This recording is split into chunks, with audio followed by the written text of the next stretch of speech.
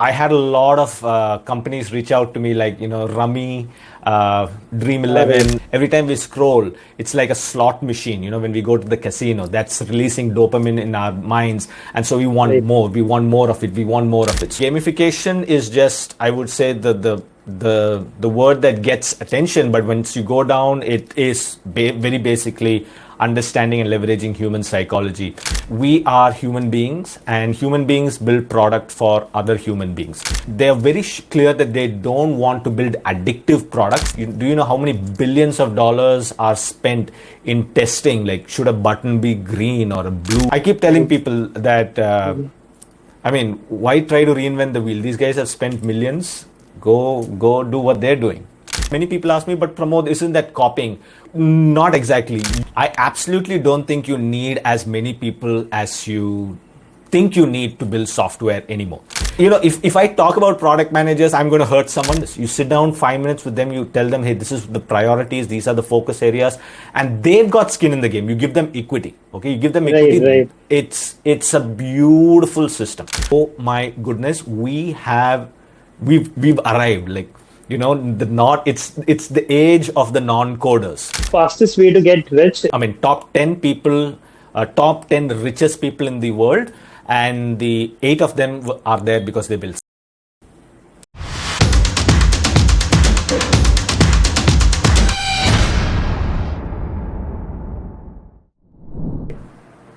Hello everyone. I think in all our journeys, we've had different ups and downs. We talk about our professional journey, we talk about our entrepreneurial journey, and I think very few people can carry both the sets of experience and somehow combine it to a wonderful career. And we're lucky to have Pramod here today, who's had a wonderful stint when he was working with different companies, and now he's absolutely all set to kill it with his own products. So Pramod, thanks for joining us today in this podcast. Thank you for having me, Kaustubh. It's a pleasure to be here, and I hope to share my insights. Awesome. So first off, I think you've gone all over the place. You've talked to a lot of international clients, but your beginnings have been really humble way back in the country. I think you're from Chennai. So maybe just introduce yourself with your background once. Sure. So hi everyone, my name is Pramod. I'm the founder of Evallo.app and Antho.com. Prior to my entrepreneurial journey, I was the country head for the Octalysis group. And prior to that, I was a consultant for software companies, helping them build lean and effective software. Was also part of the 21K school, India's first fully online school when they were going through Series A. So I've been around a bit. And right now what I do is I mainly just focused on Evallo and Antho and helping them grow. They are both tools that help businesses generate leads. So, if you've been in the business realm, you know that everything is downstream of lead generation. So every business needs leads. So I looked at that problem and I looked at what's a fun way that I can solve that problem. And Evallo and Antho are two solutions in that space. Evallo is the primary solution that I would recommend my businesses or my clients use. And then once they've attracted and engaged their clients, they can use Antho to, keep them warm. So that's the 30-second version about me, but I'm happy to answer more questions as we go along. Great, Pramod. Before we touch on Evallo and Antho, just very curious about the Octalysis framework. I read this book of Yukai Chow, Actionable Gamification. That's what introduced me to the true meaning of gamification beyond the points and badges, something that I've tried to implement as a founder in Sharpener. You want to quickly mention why Octalysis framework is actually helping companies to completely transform their entire customer experience? Sure. So at the end of the day, we are human beings, and human beings build product for other human beings. And at the end of the day, if you want to improve something, you need to understand how human beings work. And if you know how human beings work, then you can, leverage the right tools and the right strategies in order to improve your engagement and retention. So the Octalysis framework, and I have to say this, even though it's called a gamification framework, at its core, it's a psychological, understanding human psychology framework. And Yukai Chow talks about 8, I would say, ideas or principles that if you understand, will help you understand how the human brain works and how the human brain works throughout their, I would say, their engagement with your tool. So how you think when you first, maybe buy a tool and use it is not how you think when, when you're 2 years down the line and you're a pro user. So how do you engage users at different stages of their journey with you? So all of these things, understanding this holistically, giving it a framework, and then making sure that we spend the limited time, energy, and money, or the resources that we have to focus on the right things to get the maximum output, is what the Octalysis framework is all about.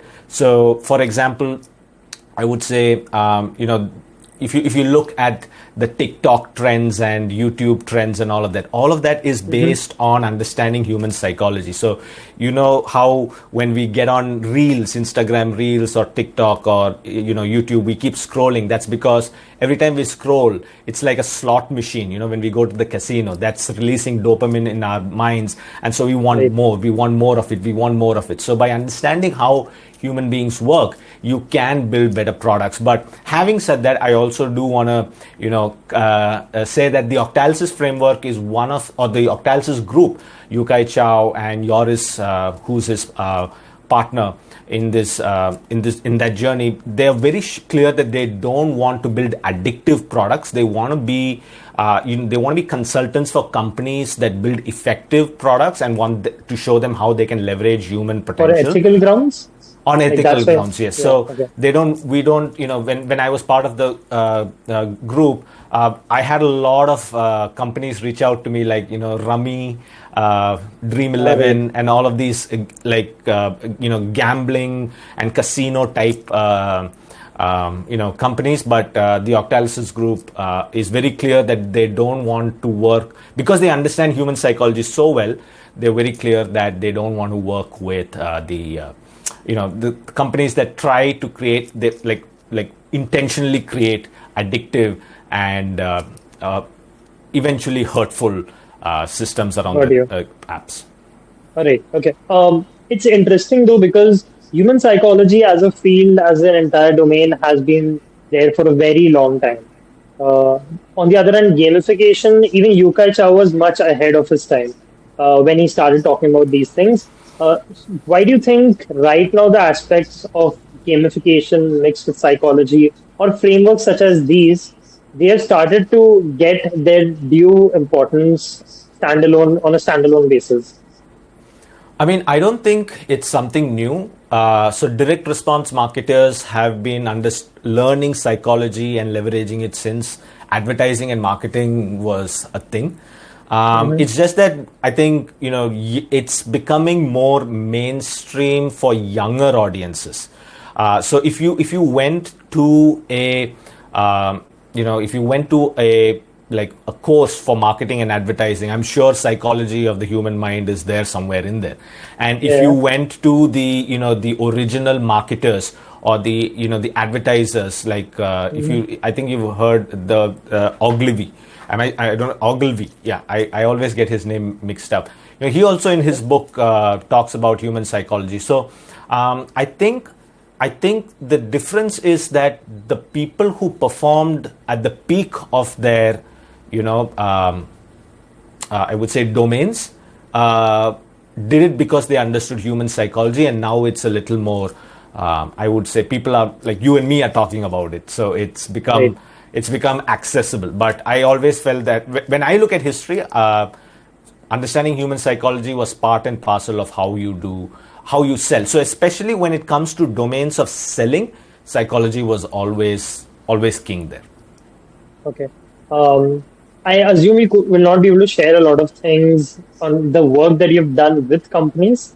But would you be comfortable in sharing like the kind of companies that you've actually worked with in India specifically?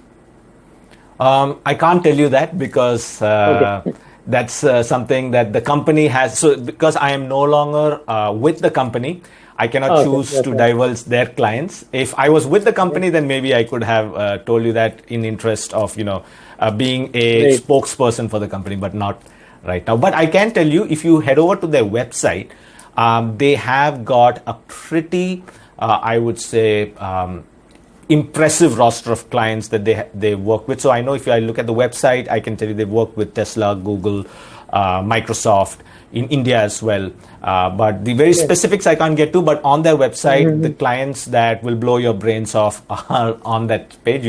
I think anybody who wants to know can go and check it out on the website. So are you actually saying that a lot of the products which we use on a day-to-day basis will not explicitly show that, yes, this is a part of gamification or anything.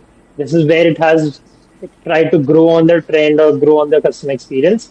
But actually, on the back end of things, they did consult with people like you and actually developed a much more richer experience. Yes. So, like I said, gamification is just, I would say, the word that gets attention. But once you go down, it is very basically understanding and leveraging human psychology.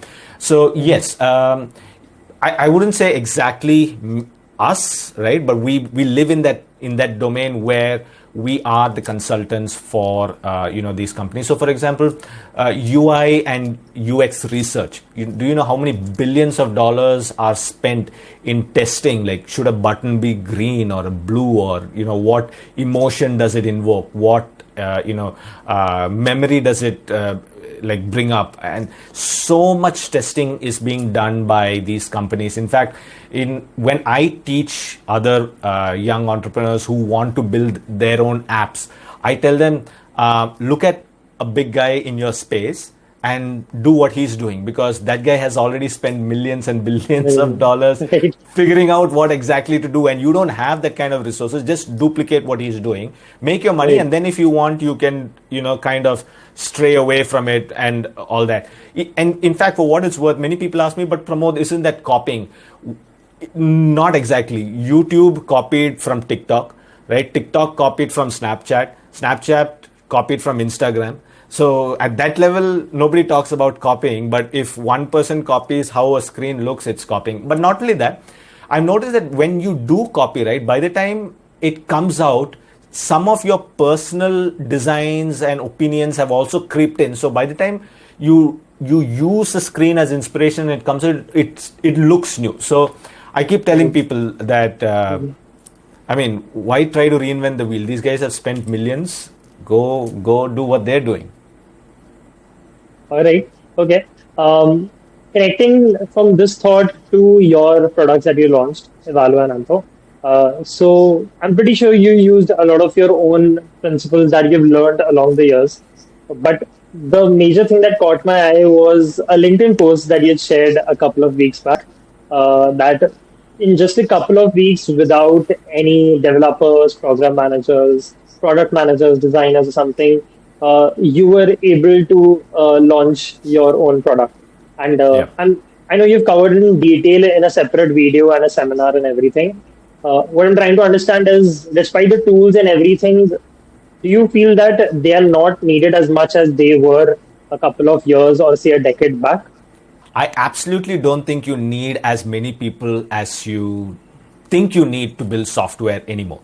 In the past, so I've been in the software space for close to 13 years now, started back in 2011 or 12.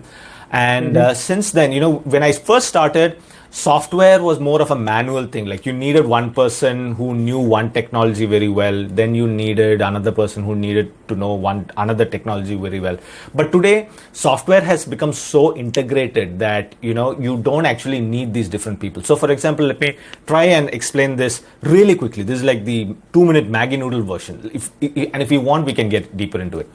Let's talk about UI UX. Okay, I don't need UI UX designer because I go to a website like mobin.com. So I just go to mobin.com and I look at all of the references that I need. So if there is, for example, if I'm building a Netflix kind of app, I just go to mobin.com, and Mobin has all of these individual pages of each app or each website on there for your reference. Or you just pull out your phone and download Netflix and see what the pages are like. So I don't need a UI or UX designer to help me get started. I know exactly what my pages were supposed to look like, and that gets me to 95, 99%. And if there's something else I need, by the time I use these references, I know what a new design should look like. Okay.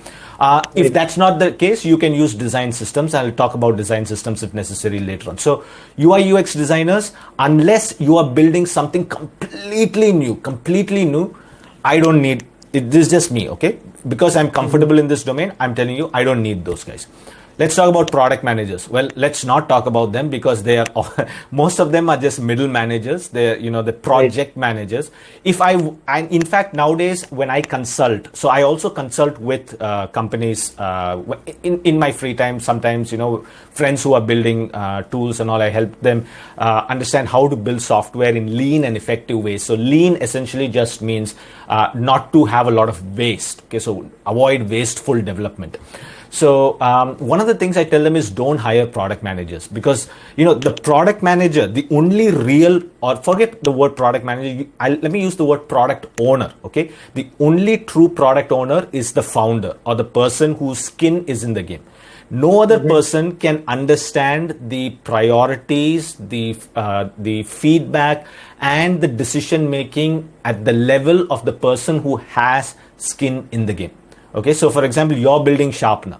Okay, there is no way that another person who you pay can get that level of, can get into that level of decision making. At the end of the day, you have to make it. So I recommend people to not look at product managers. If you are having a difficult project, find a good project manager, with a PMP certification or something like that.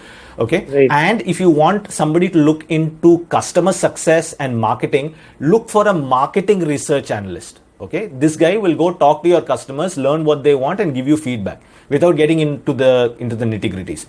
And this is something I say about product managers. And I'm sorry if I'm sounding, my team doesn't have product managers, but I have been a product manager in my life. I mean, that's why I have to.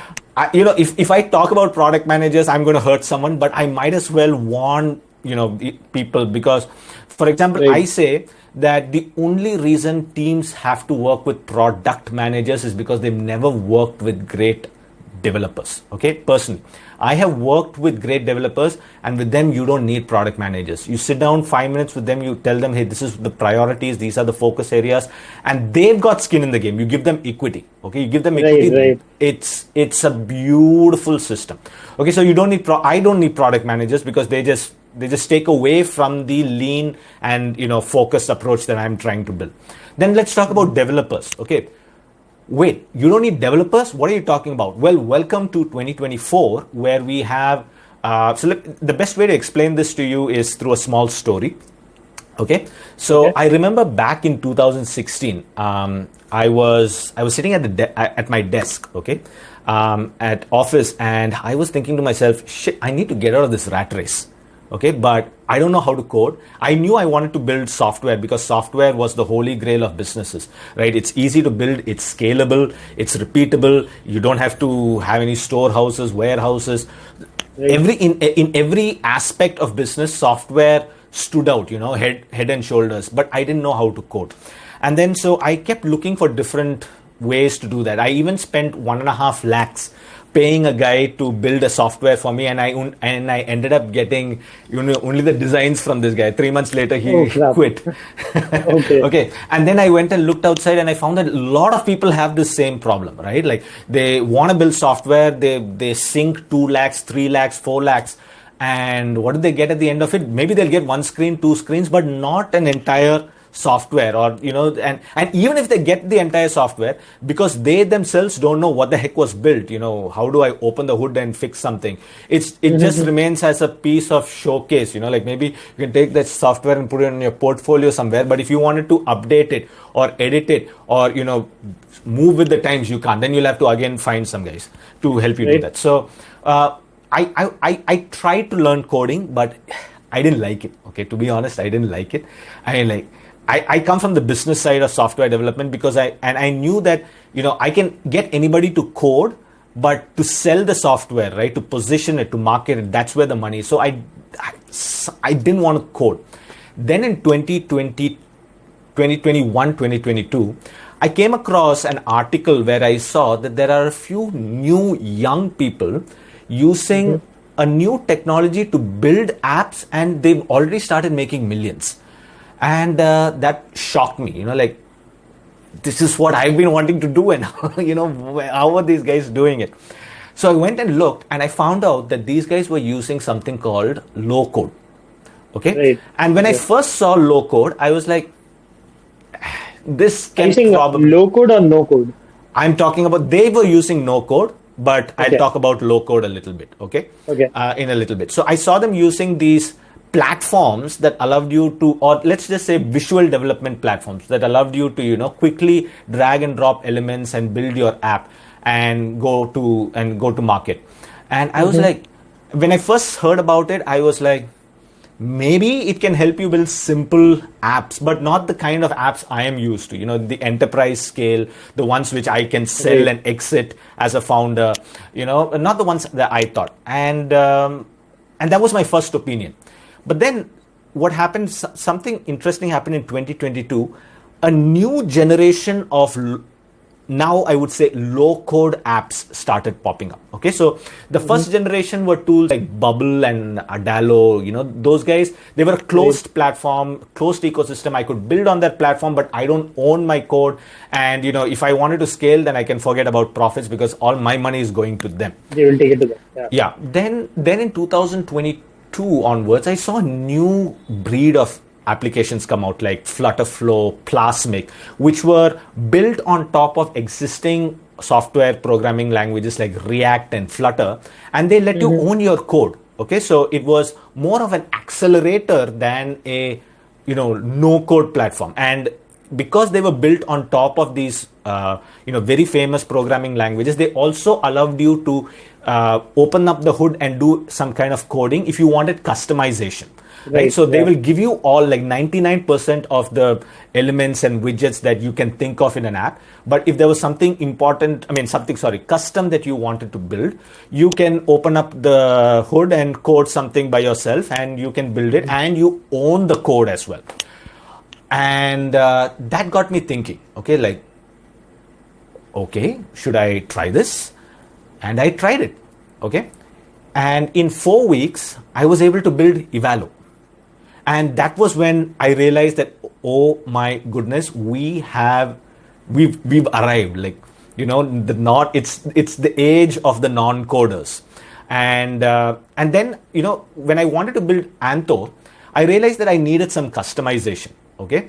And I was like, oh no, I'm back to square one where customization means code, right? But guess what happened?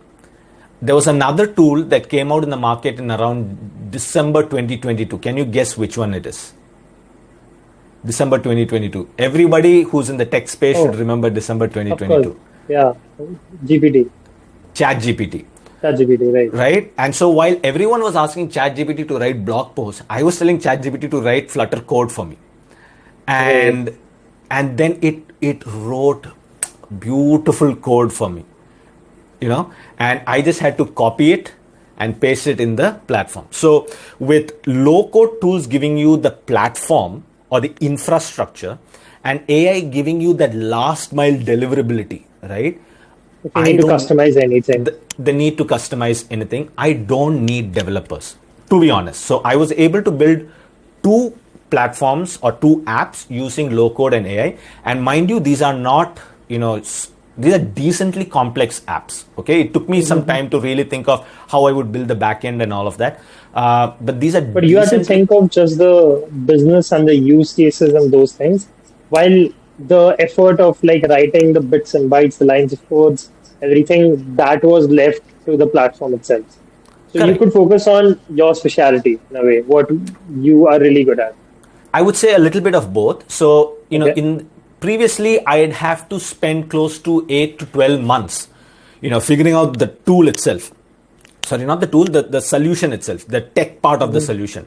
But now you're right, I can spend 70% of my time focusing on what is the tool I want to build, how will I position it. I can spend time marketing, I can spend time talking to customers, and then I can spend the rest of the time building the tool. So there is a private cohort which I teach called the Founders Club. And there I tell them that when I train you to use low code, please remember I'm not training you to become a senior software engineer.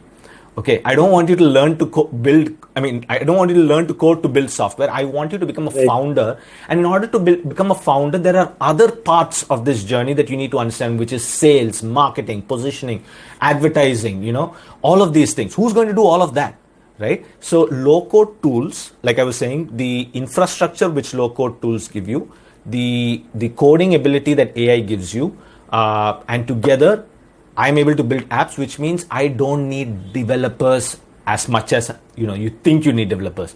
I may need developers a little down the line once I've gotten to maybe 500,000. Yeah, and when I want to extract it from that, the platform, and then I want to host it by myself or whatever. But by that time, I would have made a bit of money to hire a good developer also. But not only that, I will definitely not need a developer to the scale at which a developer is working right now. So for example, before I needed a developer to build the entire tool, right? Now I don't need a developer to build an entire tool. I need him to do one customization, because the tool, like for example, Flutterflow, for example, Supabase, which is a backend. Supabase, for example, is open source, which means I don't need a backend developer at all. Right? I only need them to do certain customizations. I don't need them to build the whole app. So before I'd have to pay just to get the attention of a developer on an online marketplace. I'd have to say this is a $10,000 project, to get the attention of a good developer. But now I don't have to. I can just say I need one small piece of code or customization done. I'll pay you $50. I'll pay you $100. Right, that's it. So that's the gap that's going to come into the market in the next 6 to 12 months. So no designers, no managers, okay, no developers. Who else are in this mix? You tell me. So personally, I've been able to build and launch and manage 2 apps by myself. And I want to keep it, small. Like I've been around in this enterprise world. The bigger the product, the bigger the business. I'm more than happy with making $1 million. I don't want to make $1 billion, lose my wife, lose my sleep, lose my health, right? I'm more than happy with $1 million here or there. And that will be more than enough for me. So for those people like me who want freedom from this rat race, I think there's a huge opportunity right now where they can take control of their future and secure it by themselves without being dependent on many of the things that they thought they needed. So that's, I would say, the endearing story behind my journey from being an employee to a founder. Okay, very interestingly put. But one question pops up through the entire thing that you said, and I think I was coming to that anyways. You did talk about that the fastest way to get rich is through SaaS tools, and with such ease of creating tools, like we always think that it's very difficult to create today. If someone wants to recreate Sharpener, I have gone through a long journey of creating the product we have today, and I'm pretty sure there will be better products out there. Now, as and when the ease of launching your own web app, web tools, software, mobile app, anything, if it becomes more and more easier, that would mean more and more products flooding the market. So you don't have the first mover's advantage, and neither do you have a moat that it's very difficult to create. Then you start talking about customer experience, loyalty of the customer, etc., etc. But doesn't that mean that the SaaS market is going to get more and more competitive for founders? Good question. So there are 2 questions that you asked. Let me try answering the first one. Is SaaS the best way to become rich? I think so. And the simple answer is you look at the top 10 people, top 10 richest people in the world, and the 8 of them are there because they build SaaS. Okay, so if you're asking me what's the best way, I just go by the evidence. Tony Robbins said success leaves clues. So I'm just looking at This is the clue. The clues in the market, and everyone who's gone from 0 to a billion did it using SaaS. Okay, and for the reasons I said before, because of the lucrativeness of the business model, which is scalability, ease of creating, all of that. It's something that unlike any other business model, can really take you to a billion. Okay, having said that, now obviously the next question comes up. Wait a minute, won't it flood the market and all of that? There are two ways to answer that question.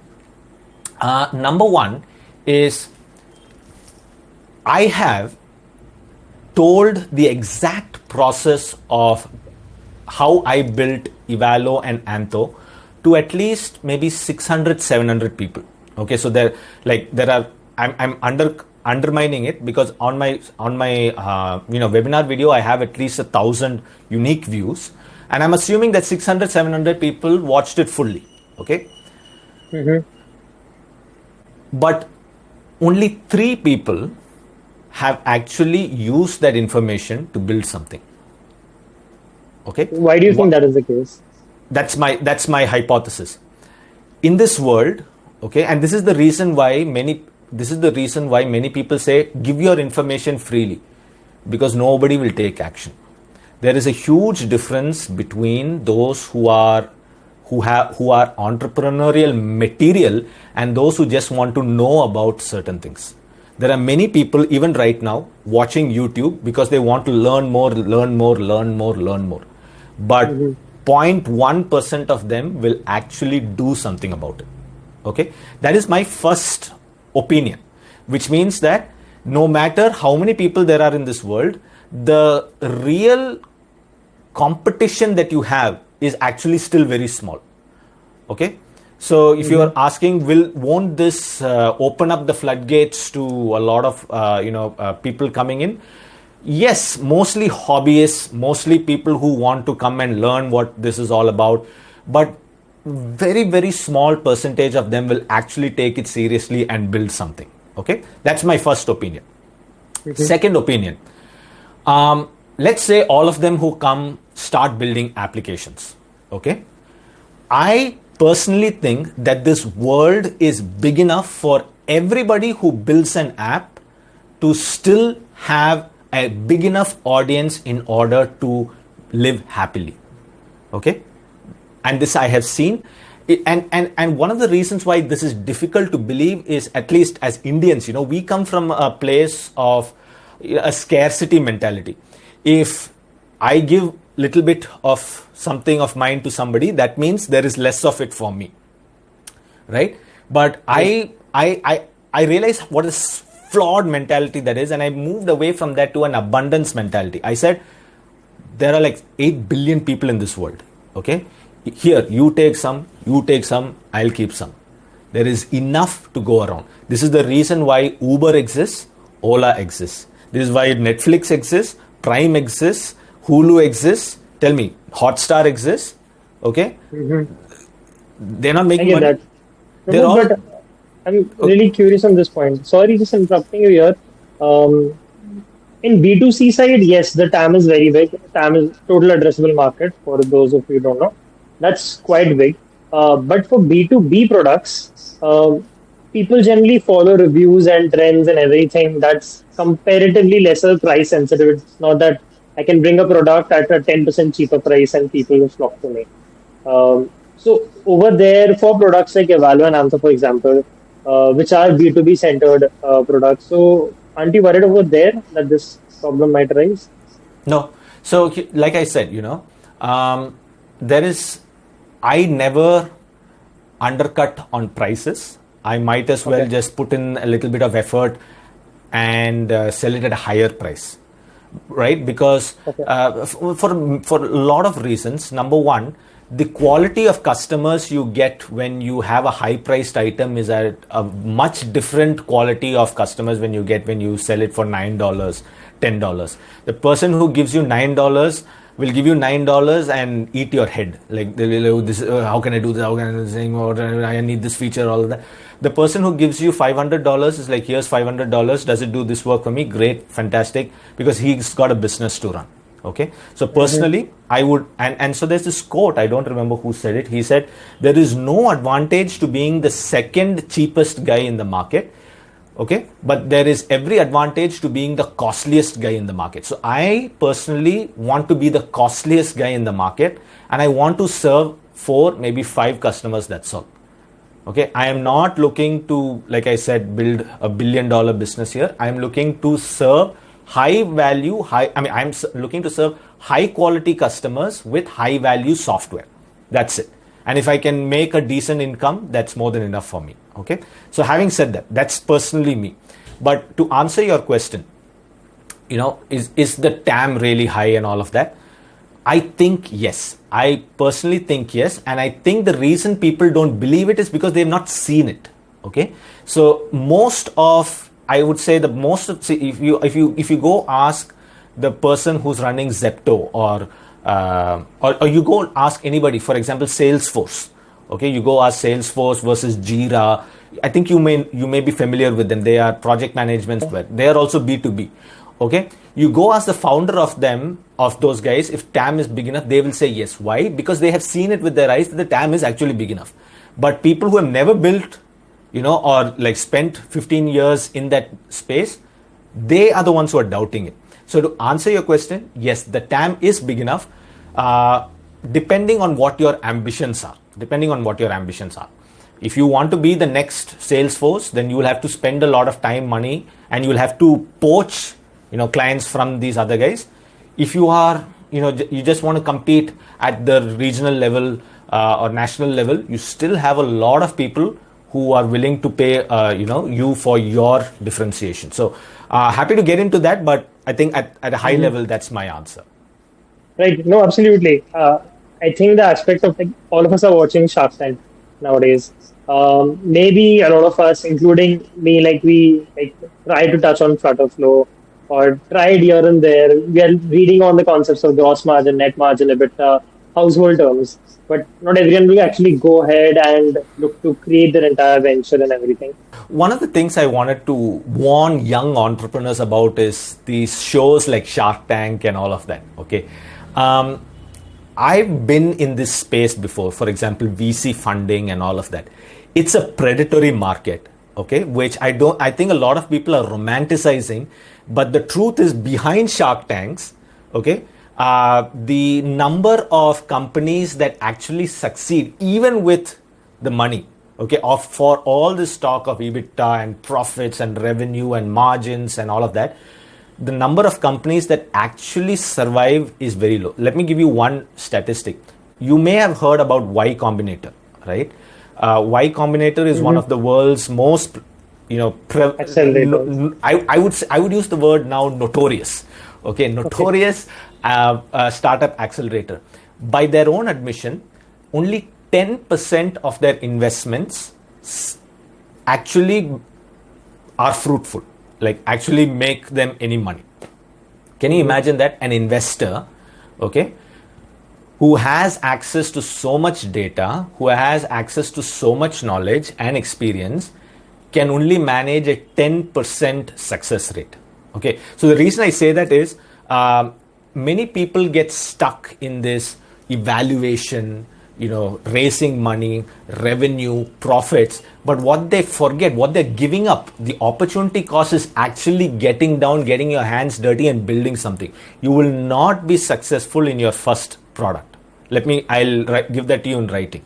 Okay. Why? Because most of you are thinking of EBITDA, revenue, this thing.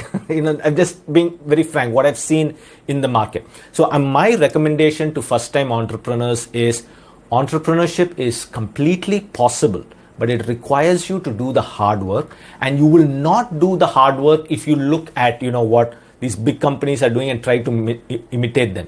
You close your ears, start working, start building, and learn just-in-time knowledge, not just-in-case knowledge. So just-in-case knowledge is, when I am a billion-dollar company, how will I hire a CEO that can do this? That is just-in-case knowledge. And once you start thinking at this level, you'll think, "Arey yaar, main kahan se shuru karum?"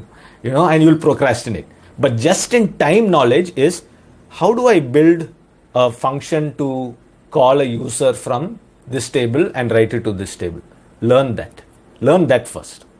You get what I'm saying? You learn that, then you learn the next thing, you learn the next thing, you learn the next thing, you learn the next thing. So that's my advice for if it's worth the 2 cents that I wanted to share. So where do you stand in the entire funding and bootstrap game? I think it's a predatory, useless scam. I have been part of many companies that take funding, and it is an absolute. So maybe in the past it made sense, okay, but I now show people that you don't need, you don't need developers, you don't need product managers, you don't need the kind of expenditure that you think you need, okay. And if you want to do marketing, there is so many ways. There's organic marketing, so many ways that you don't need somebody else's money to build it. Bootstrap. My recommendation is to bootstrap, because the negatives of VC funding is so high. So for example, 30% of all the revenue that VC funding companies put into companies go back to Google and Microsoft in the form of, Google and Facebook in the form of ads. Okay. So I've seen this happen. I've seen this happen again and again. VCs will put money into a company, right? And then as soon as they put the money, they grow. Okay, it like literally burns out the founders, and many of them are my friends. Many of them have lost out in their marriages. Many of them have lost out in their lives. Okay, and then what happens? This investor put in 20 million, grow, and he reaches a point. He takes out his money. Okay, and then he goes and finds investor series B. Okay, investor series B. And I'm very passionate about this. So if you don't mind, Kaustubh, I just want to share this with you. All right. What happens? Investor A invests in this company, and then he says grow, and then he goes and finds investor B, and then when investor B puts in his money, investor A will take out his money. Then investor B, he will say grow. He'll go find investor C. When investor C puts in his money, investor B will take out his money. Okay, and then finally what happens? They will go for an IPO, and the stupid people of the world will buy that IPO, and then when the stock prices goes up, all of the investors will take their money out, and like Zomato IPO, everything will go down. Otherwise, what will happen? It will keep growing. They will keep expanding without a solid foundation like Byju's, and they will crack finally. There are very, very, very few cases where VC funding has actually led to a valuable product solving a difficult problem in the market. Unfortunately, today we live in a world where VC funding is just for them to make money on bakras. That's not an opinion, that's the fact. And if anybody is watching this feels differently, I would love to have a conversation with them and see what it is. But in my experience, like literally working with companies, nobody is in it to build great software or like really create valuable solutions or build 100-year company. Everyone is in it for the short term. Put money, do marketing, get customers, take your money out, and then go put it somewhere else again. So what's my opinion about VCs? Avoid it if you can. All right. Okay. You just said that even like if someone is gunning for $1 billion company, I think people measure billion in terms of the investment, the round, and then, oh, you're a unicorn. Not in terms of the value driven, let alone the profits.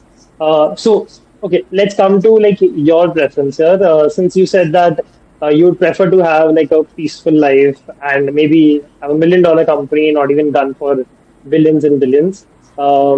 Let's talk about sustainable growth in the form of Evallo and your vision for it. So just zooming out once, Evallo. Why did you start off with Evallo? And why do you think Evallo is a better choice as compared to other lead generation products out there? The real deals are not happening on Shark Tank. It's happening at hotels and in office rooms, where people who see them are now reaching out to them and saying, hey, can we work together? There has never been a time where the majority has been right about anything.